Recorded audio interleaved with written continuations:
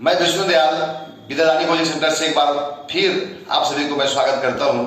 और आज मैं बहुत खुश हूं कि आपके बीच जो विद्यार्थी आप बैठे हुए हैं शायद इनको कोई पहचानते भी होंगे। अगर नहीं पहचानते हो तो मैं बता दूं कि ये है तबरेज आलम, जो हमारे यहाँ मैट्रिक में पढ़ाई की थी और उन्होंने पूरे जो कोचिंग है हमारे कोचिंग में उसमें सेकंड टॉपर आया था 460 नंबर लाकर। ये 92% मार्क्स लाए थे। और फुलवारी जो प्रखंड इनका जो गांव पड़ता है बोधगामा, उसमें पूरे फुलवारी प्रखंड में टॉप किया था और बीटा प्रखंड में सेकंड टॉपर थे। फुलवारी और अगर बीटा मान लो सेकंड टॉपर थे और इनका जो रिजल्ट है कल आया है और ये आपके बीच यहाँ उपस्थित है। मैं सबसे पहले तो इनको मिठाई खिला दूं।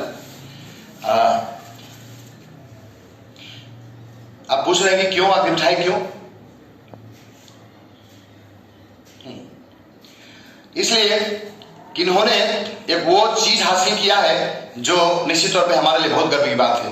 हालांकि ये खुशी तो मुझे 2017 में मिली थी, वो था पिंकी कुमारी के रूप में जिन्होंने मैथ में 100 लाया था। और उसी तरह से हमारा ये बेस बनाया हुआ स्टूडेंट जो यहाँ स्कॉलरशिप में दिया, मगध गाइडेंस जो खगोल में पढ़ते थे इन्होंने,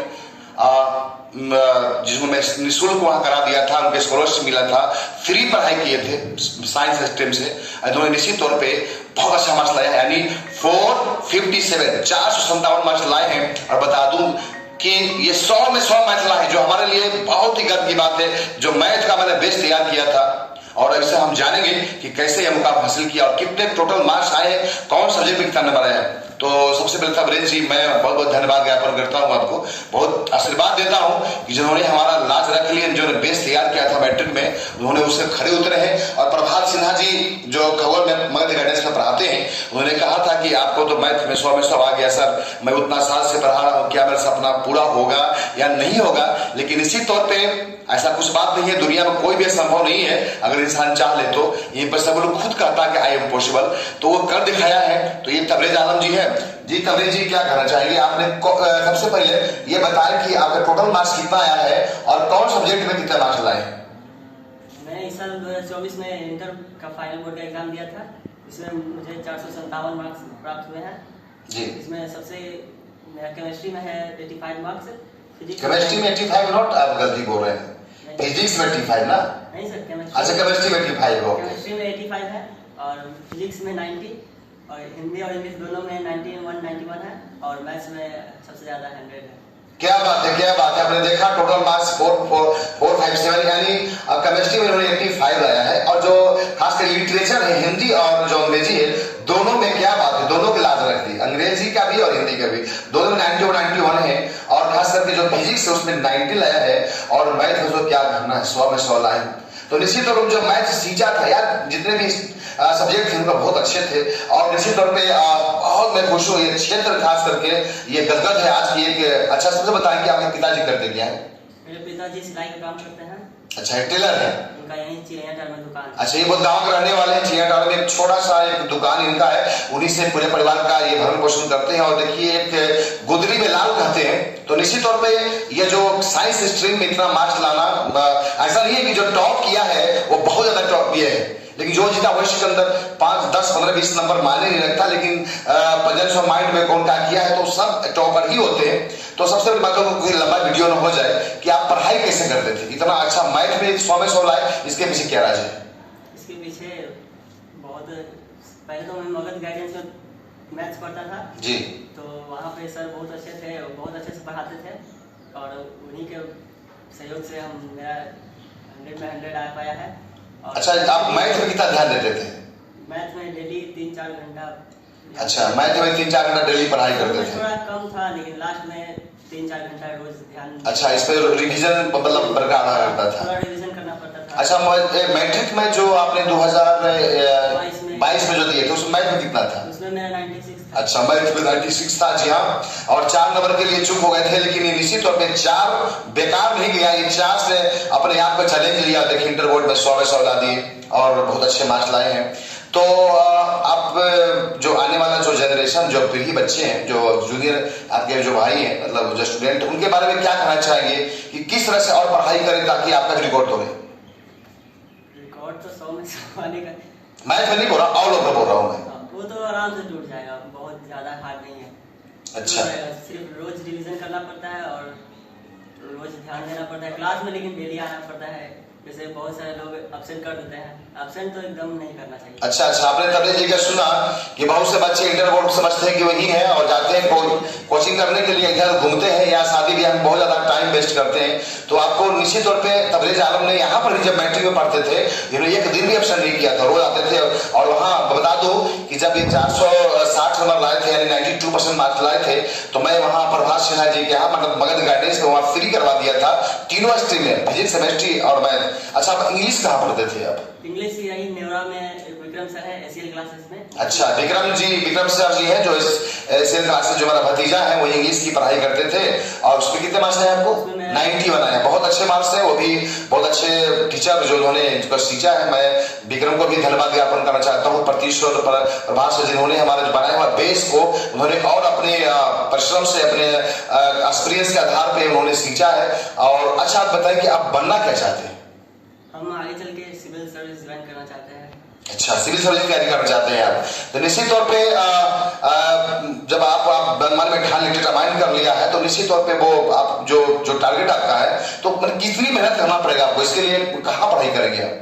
इसके लिए अभी तो नहीं सोचे। अच्छा, अभी नहीं सोचे हैं। आपके पिताजी टेलरिंग करते हैं, थोड़ी सी में तो परिश्रम करना पड़ेगा, लेकिन फिर भी अगर आप में टैलेंट है, आप में जब काबिलियत है, आपने परिश्रम का अपना हथियार बनाया है, तो गरीबी कोई मायने नहीं रखता है। निश्चित तौर पे हमारा समाज और एक हमारे पंचायत के जो सरपंच है गुड्डू जी, उन्होंने भी एक वादा किया है कि मैं बहुत बड़ा कार्यक्रम करूंगा। उसमें स्कॉलरशिप भी जो अच्छे विद्यार्थी किए हैं, हमारी तरफ से जितना भी हो पाएगा। आज स्कॉलरशिप तो आपने प्राप्त ही कर लिया, आगे की पढ़ाई के लिए भी हम लोग सोचेंगे इसके बारे में, ताकि आपके पिताजी का बर्डन कुछ कम हो जाए। उसके अलावा आप मैट्रिक में इंटर में अच्छा किए हैं, तो वहां भी आपको लड़का लोगों की प्राइज सरकारी कोर्स से मिलते हैं। कुछ जितना हो पाएगा हम करेंगे। तो निश्चित तौर पे इस श्रेय आप किसको देना चाहते हैं? इतना समाज लाए, इतना मार्क्स आने का श्रेय तो हर सभी अपने शिक्षकगण को जाता है। यहाँ पे भी मैं विश्वविद्यालय सर के पास भी विद्यानी कोचिंग सेंटर में भी मैं पढ़ा था, तो और मगध गाइडेंस में उसके बाद इंटर किया। सभी शिक्षक का योगदान रहा है। सभी शिक्षक के माता पिता है, साथ साथ जो सब पार्टी है ना, सभी को ये इन्होंने क्रेडिट दे रहा है। निश्चित तौर पे हमारे लिए बहुत गर्व की बात है। और बता दूं कि हमारे 2 स्टूडेंट और हैं जो आएंगे, अभी तो आए हैं। एक और है तान्या कुमारी जो मैट्रिक में 462 लाई थी, लेकिन इस बार 430 नंबर लाई है। और दूसरे हैं समीर, जिन्होंने मैट्रिक में 442 नंबर लाया था और इस बार 433 नंबर। ये 3 स्टूडेंट जो है वो बहुत अच्छे मार्क्स। मैं समीर को भी और तान्या कुमारी को भी, दोनों को मैं बधाई देता हूँ। इसी तरह से आगे बढ़ते रहे और आगे भी अपने भविष्य को ब्राइट करने में कोई भी कसर ना छोड़े। आप कितने भाई बहन हैं? हम 2 भाई हैं और 1 बहन है।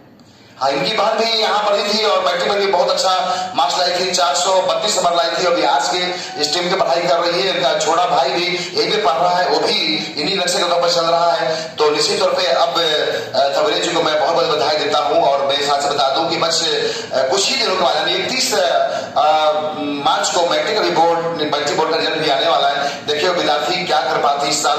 तो मैं तमाम इनके माता पिता को मैं धन्यवाद ज्ञापन करता हूँ, जिन्होंने ऐसा सींचा है अपने टेलरिंग जो काम करते पिताजी, इतनी गरीबी के बावजूद भी अपने बेटे पे हौसला बनाए रखा है। और मैं तमाम जितने भी हमारे समाज के लोग हैं, इन सहपाठियों को मैं धन्यवाद ज्ञापन करता हूँ। और निश्चित तौर पे अगर सबको ये ठान ले, गरीबी पैसे जो होते हैं ना, गरीबी कोई माने नहीं रखता है। जहाँ अपने परिश्रम जहाँ हथियार बना लेते हैं ना, वो गरीबी का सीना चीर कर आगे निकल जाते हैं। तो मैं ज्यादा वीडियो लंबा हो जाएगा, फिर तबरेज जी को और तीनों को बुलाऊंगा और अच्छे ढंग से हम प्रश्न करेंगे इनसे।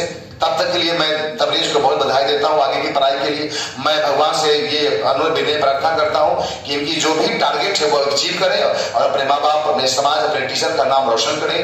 तो ये थी तबरेज आलम। निश्चित तौर पे जो भी विद्यार्थी कम नंबर लाए होंगे उनसे मैं गुजारिश कर रहा हूँ कि प्लीज नंबर माने नहीं रखता है, अपने परिश्रम जो किया है आगे देखिए। बहुत समय मैं देखा हूँ कि मैं इंटर में मैट्रिक में 7 बजे आया है, लेकिन अपने लाइफ में बहुत IAS में बने हैं, ऐसा इतिहास हुआ है इसका। इसलिए तो शायद था कि नंबर मेरा कम आया है। फिर आगे की पढ़ाई को और तनमयता से करें, जो कमी है उसको दूर करें। तो बहुत धन्यवाद तबरेज जी, और आपने यहाँ पर आया और मुझे मिठाई भी लाए मेरे लिए खिलाने के लिए है। तो मैं बहुत खुश हूँ। आज होलिका दहन का कार्यक्रम है और मैं यही कहना चाहूंगा कि होलिका दहन मीन्स आई मीन टू से नेगेटिव एनर्जी जो है उसको हटा दिया जाए। जो हमारे अंदर कलुषित भावना है, जो दुर्भावना है, जो उसको उसको जला दे, भस्म कर दें और आपस में प्रेम भाईचारा के साथ अपने जीवन यापन करें। तो इन्हीं शब्दों के साथ मैं तबरेज को पुनः धन्यवाद ज्ञापन करते हुए अपने वाणी को मैं यही विराम देता हूं। तब तक मैं विदा चाहता हूं। विदा नहीं कोचिंग सेंटर से नेवरा डेरा से मैं बोल रहा हूं कोचिंग से, और मैं विदा चाहता हूं। जय भारत, जय बिहार, जय शिक्षक वृंद, जय अभिभावकगण, जय छात्र वृंद। धन्यवाद।